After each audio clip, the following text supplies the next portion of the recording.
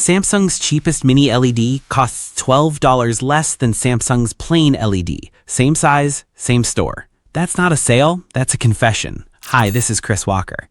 $12, that's the gap. And I've been sat with that number since about 6 this morning because it should not exist.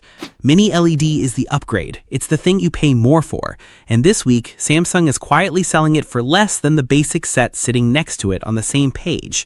7 TVs crashed. I priced every one of them against its own history instead of its own sticker, and the results split 3 ways: real, exaggerated, and one that you cannot buy at all. Check the history, not the sticker. That's the whole job here. Subscribe if that's worth something to you. So here's what I want you to hold on to for the next 20 minutes. 3 things. 1, that $12 gap, because the reason behind it is uglier than the number.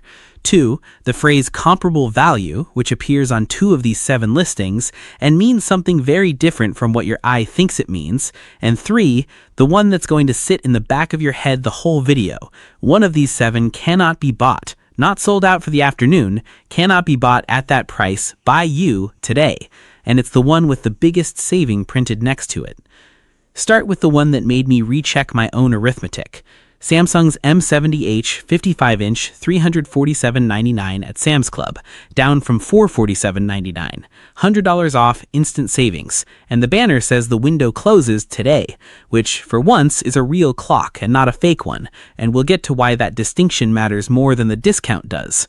Now, same week, same size band, Samsung's own crystal LED, the U8000F, the plain one, no mini LED anywhere on the box, has been sitting at $359.99 in Best Buy's sale. $12. The mini LED is cheaper than the LED. Same brand, same screen size. And when a manufacturer prices its upgrade under its base model, one of 2 things is true. Either the base model is overpriced or the upgrade isn't the upgrade. My read is it's the second one, and Samsung tells you so itself. You just have to go looking in the place nobody looks. Down in the listing footnotes, under the asterisk, there's a line that says the mini LED dimming on this set is software-based, not full array hardware. Okay, so what does that actually mean, and why did I stop scrolling when I hit it? Local dimming, the term you'll see in every listing, means the backlight behind the picture is cut into sections that can be brightened or darkened independently. Hardware dimming means those sections physically exist. There are wires, there are drivers. When a spaceship crosses a black sky, the chunk of backlight behind the black sky genuinely switches off, and you get a black that looks like black instead of gray. Software dimming means the backlight is doing far less of that work, and the processor is doing the rest. It's darkening the image, not the lamp, which costs the manufacturer almost nothing because it's math instead of parts. That's the whole trick. The backlight is the single most expensive thing in a budget television, and it is therefore the first thing that gets thinned when a company decides it wants to put a premium word on a $300 box. So what does that cost you in your room, on your wall? On a bright afternoon with the blinds open? Honestly, very little. You'll never see it. Daytime television is a brightness contest, and this set is bright enough to win it. But the first night you watch something with letterbox bars, or credits rolling white on black, or any scene lit by one lamp in a dark room, you'll see gray where you expected black, and a faint halo trailing whatever's moving, and you'll spend the next 2 weeks in the picture settings trying to fix a thing that isn't a setting. That's the honest version, not it's bad. It's specifically fine in daylight and specifically compromised after dark. And if you're buying a set for a room where the television is on while the sun is up, the $12 gap suddenly looks less like a scandal and more like the best value item on this entire list. Which brings me to the thing I'm supposed to save for later and can't. I was going to hold this for the section on the smaller sets because that's where it structurally belongs. I'm pulling it forward because if you walk away from this video at minute 4 learning one thing, I want it to be this one. Insignia's F70 comes in a 55 and a 65. Same series name, same badge on the bezel, same mini-LED wording, same QLED wording, same local dimming wording, same 4 HDMI ports. The 65 is rated up to 900 nits. The 55 is rated up to 650. 250 nits of difference between two televisions wearing an identical name. And that's not a leak or a teardown finding. It's on the retailer's own spec panel on both pages, sitting there in public. And an honor review on the 65 flagged the same thing in plain language before I ever went looking for it. A nit is a unit of brightness, how much light the screen throws at your face. 650 is respectable in a room with the curtains drawn. 900 is what you need when there's a window behind your couch and a 2 o'clock game on. So if you buy the 55 for the room with the window, and you buy it because you read a review of the 65, you have bought the wrong television, and nothing on the box will ever tell you that. I'll come back to what that costs. Anyway, back to the point. Here's where I'll probably lose some of you. My read is that a set doing its dimming in the processor should not be allowed to wear the words Mini-LED on the box, and the fact that it legally can is exactly why the badge is now on $300 televisions. The word got cheap before the technology did. Tell me I'm being precious about it. I'm genuinely asking, because half of you are going to say a good picture is a good picture, and the label is my problem, not yours. Right, the price itself, because I told you I'd check the history, and I did.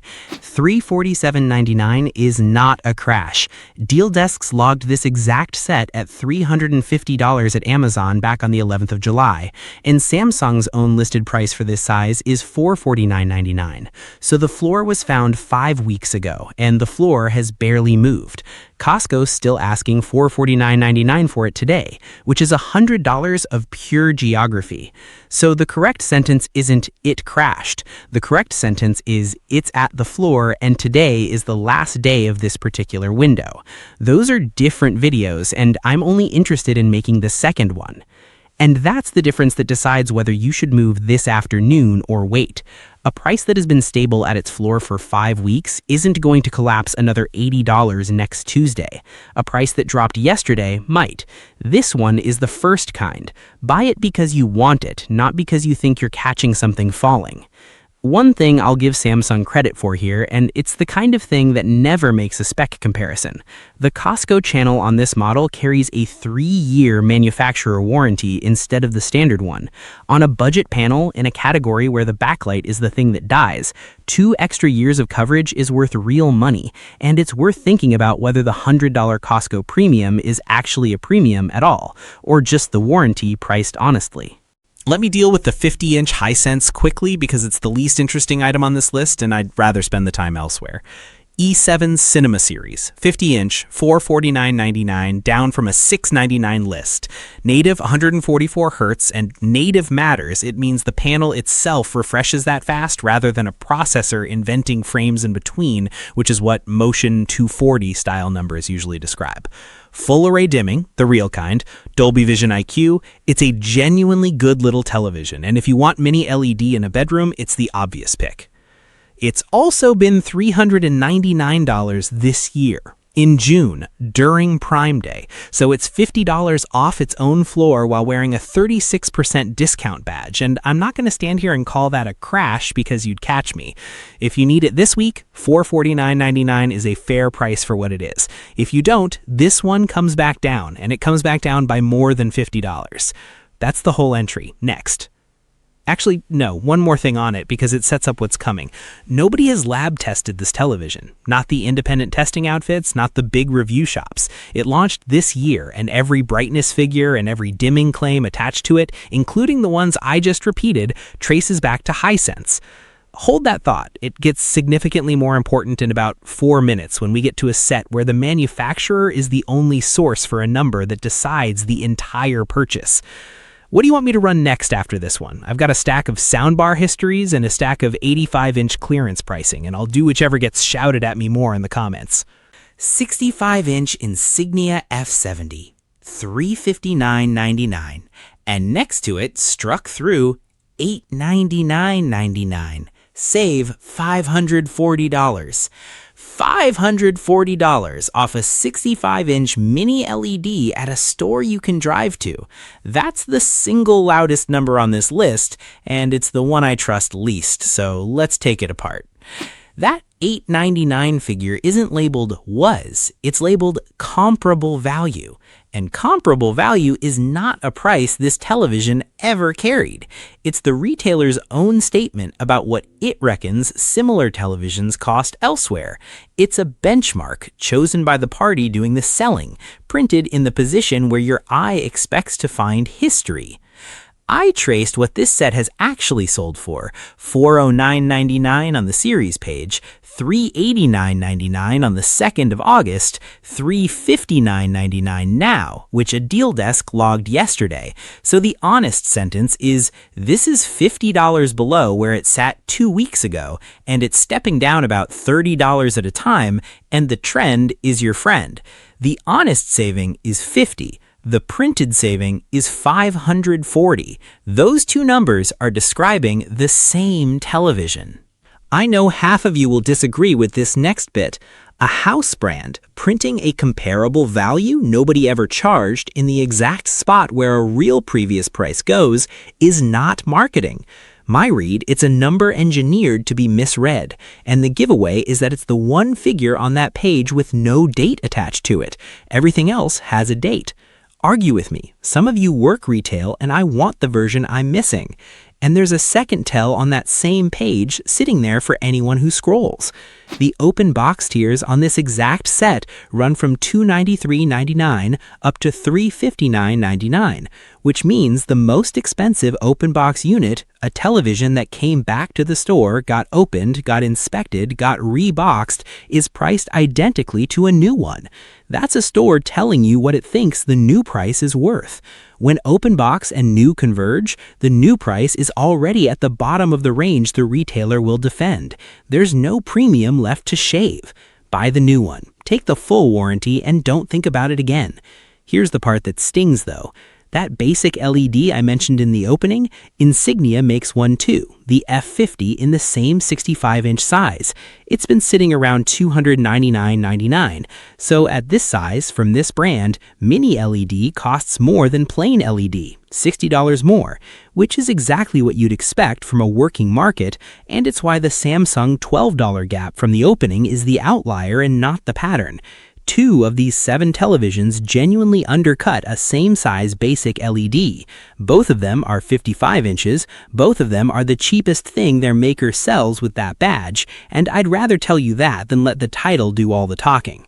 Which is the 55-inch version of this same television, $299.99 right now, against Insignia's own basic F50-55 at $319.99, $20 under the plain set. Second proof point, and the last one. The other 5 don't do it. But your ledger, if you've been watching these listings, probably says $269.99. It did. Twice, in June and again about a fortnight ago. It's back up $30.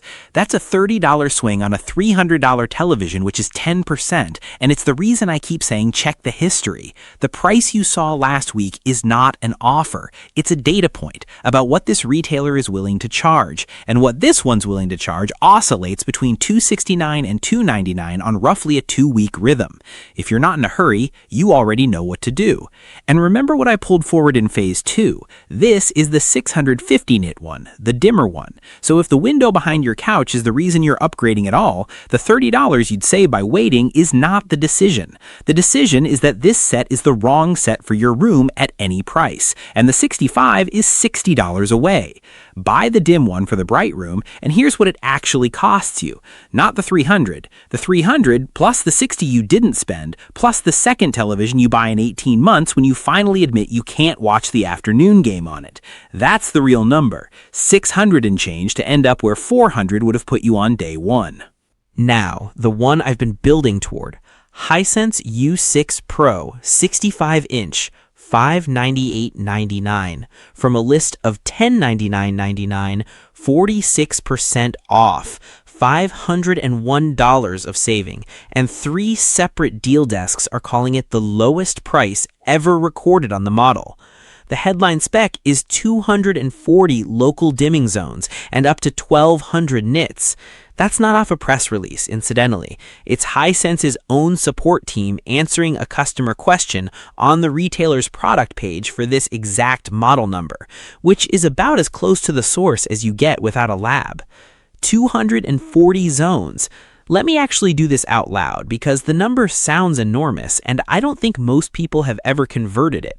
65-inch class, 16 by 9. That's about 56.5 inches across by 32 down. I'm using the class size, not the true diagonal, which is slightly generous to Hisense. It makes the zones come out a touch smaller than reality, so if the answer's ugly at this end, it's uglier at the other. 56.5 times 32 is roughly 1,800 square inches of screen. Divide by 240, zones 7.5 square inches. Call it a square about 2 3/4 inches on a side, which is roughly the face of the remote that ships in the box with it. So every time a bright object smaller than that remote moves across a dark scene, the backlight cannot follow it precisely. It lights the whole 2 3/4 inch block, and you get a soft glow around the object. That's blooming, and that's the specific thing that separates a $600 mini LED from a $2,000 one. Not color, not brightness, how small the light can be cut. I'm not telling you that to talk you out of it. 240 zones at this price is a fair trade, and it will still bury any edgelit set you're replacing. I'm telling you so that the first time you watch a star field and see the stars sitting in little gray boxes, you know exactly what you're looking at, and you don't spend a Saturday convinced you got a faulty unit. Here's the limit of all of it, though, and this is the part I'd want said to me. Nobody independent has measured this television. Not the testing outfits, not the major review shops. The 2026 model hasn't been through any of them. So the 1,200 nits and the 240 zones are manufacturer figures, unverified by anyone who doesn't profit from them. There's one enthusiastic hands-on review circulating that carries a disclosure at the top saying Hisense supplied the unit and sponsored the coverage, which doesn't make it wrong, but it does mean it isn't independent, and I'm not going to cite it as if it were. What the evidence does support: the price is real, the discount is the lowest recorded, the anti-glare screen treatment is a physical property you can verify in a store in 10 seconds, and the previous generation of the same line was independently measured at around 1,000 nits, so the brightness claim is in a believable neighborhood even if nobody's confirmed the specific figure. Which sets up the fight in the verdict, because there's a 65-inch Hisense on this list that's $51 cheaper, and on paper, it's the same panel. E7 Cinema Series, 65 inches, $547.97, off a $1,000 list, 45%, $452 down. That's $8.43 per inch of screen, which is the cheapest cost per inch of anything verified on this list, and it's the number I'd put on the thumbnail if I were being honest instead of dramatic. It has the same native 144 Hz as the U6 Pro, same full-array dimming, same Dolby Vision IQ, same HDR10 Plus adaptive, and it adds FreeSync Premium, which stops the tearing when a console's frame rate wobbles. And it's hit this price twice in 3 weeks, which tells you this isn't a flash sale that vanishes at midnight. It's the floor, found and refound. That's a genuinely useful thing to know because it means you can think about it over dinner. So, $51 apart, same size, same core spec. What does the extra $51 actually buy? 3 things, and only 3 things: the anti-glare screen treatment, the stated brightness headroom, and a built-in subwoofer, which on a set this cheap is more meaningful than it sounds, because the alternative is a soundbar you haven't budgeted for. Hisense doesn't publish a zone count for the E7, not on the listing, not on the spec page, nowhere I could find it. And after the arithmetic we just did, you know why that omission matters. The zone count is the single number that predicts how this thing handles a dark scene, and it's the one number they've chosen not to give you. Best value on this list is the 65-inch E7 at $547.97, $843 an inch, real hardware dimming, real 144 Hz, floor price found twice. Best overall is the U6 Pro at $598.99, and the $51 buys you a screen that doesn't turn into a mirror at 3 in the afternoon. If your television faces a window, that's not $51 of luxury. That's the entire reason you'd be upgrading. Sort yourself by room, not by budget. That's the actual grouping. Bright room, window behind or beside the couch, daytime sport, U6 Pro, 65, $598.99. The glare treatment is the product. Everything else is a bonus. Normal or dim room, evenings, films, E7, 65, $547.97. Save the 51. You will never once wish you'd spent it. Bedroom or a second set, under $450, the 50-inch E7, and check the price first because it's been $399 and it'll be $399 again. Tightest possible budget, daylight viewing, and you don't care about black levels, the Samsung 55 at $347.99 today before the window shuts. Software dimming and all. It's the cheapest legitimate route into a first-tier brand, and in the room it suits, you will not perceive the compromise. And if you're shopping the two insignias, the 65 at $359.99 is the one worth having, and the 55 only makes sense in a dark room where 650 nits is plenty. Wait for $269 on that one. It's coming. Which leaves the one I opened with, the one you can't buy. LG's 85-inch QNED 92A, $999.99 down from $2,200.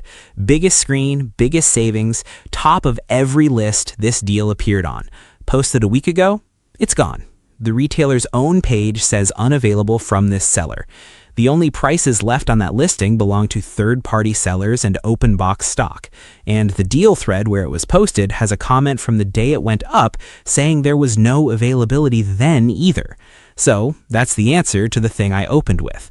And it's worse than I made it sound, because it wasn't only unbuyable today.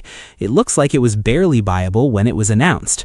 Here's the part that makes it worth your time anyway. The open box and third-party stock on that exact model starts at $889.99, which is $110 below the dead deal everyone was chasing.